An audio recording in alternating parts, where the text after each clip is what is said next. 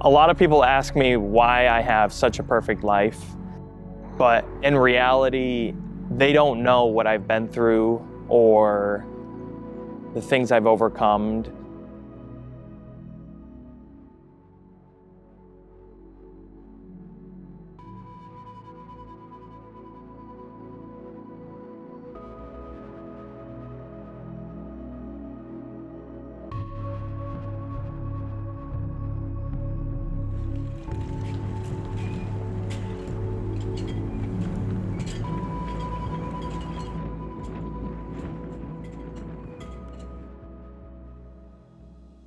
Growing up, I have lived in two households for 18 years of my life.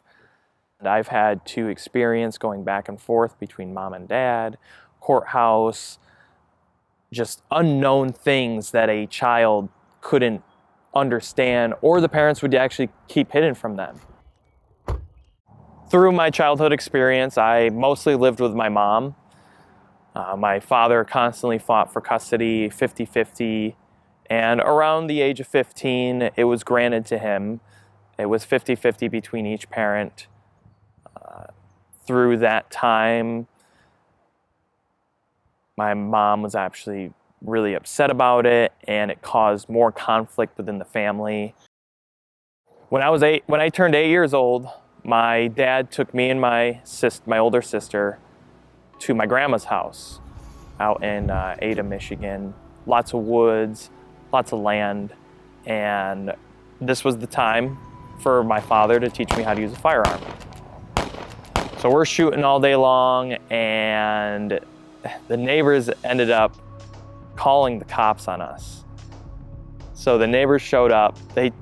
We chatted with them. It was no big deal. Everything was legal. They were just concerned neighbors. But when I saw them in their uniform and the way they professionally talked to us, I was like, as a little boy, I was like, I think I want to do that. I think I want to be a police officer when I'm older.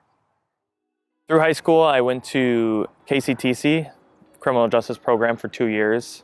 From there, after I graduated, I was with Grand Rapids Police Department in their Explorer program, learning the basics of how to become a police officer. After college, I was employed by Lowell Police Department, and I worked there for 2 years. Working part-time at Lowell Police Department during the winter time of 2018-2019, I wasn't working there as much just because crime rates were low. Another door opened up for me at Granville Public Schools. They needed a school safety officer. I thought to myself, this is perfect because I'm working with kids, plus I'm providing a safe and secure environment. September 2020 was my first day at Granville Middle School as the school safety officer. I had no idea what I was doing, but with my experience working with kids as a substitute teacher, I caught on pretty quickly.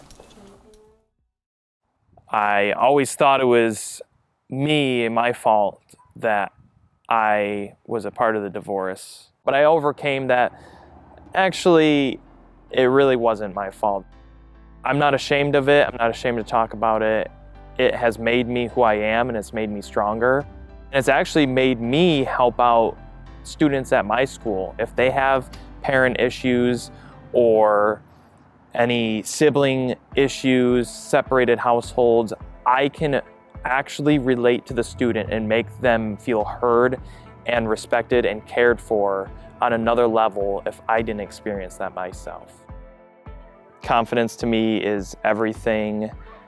It gets me through the day, whether I'm dealing with family issues, issues at work, issues with friends, past relationships. It's really, at the end of the day, it's who am I and who am I true to myself?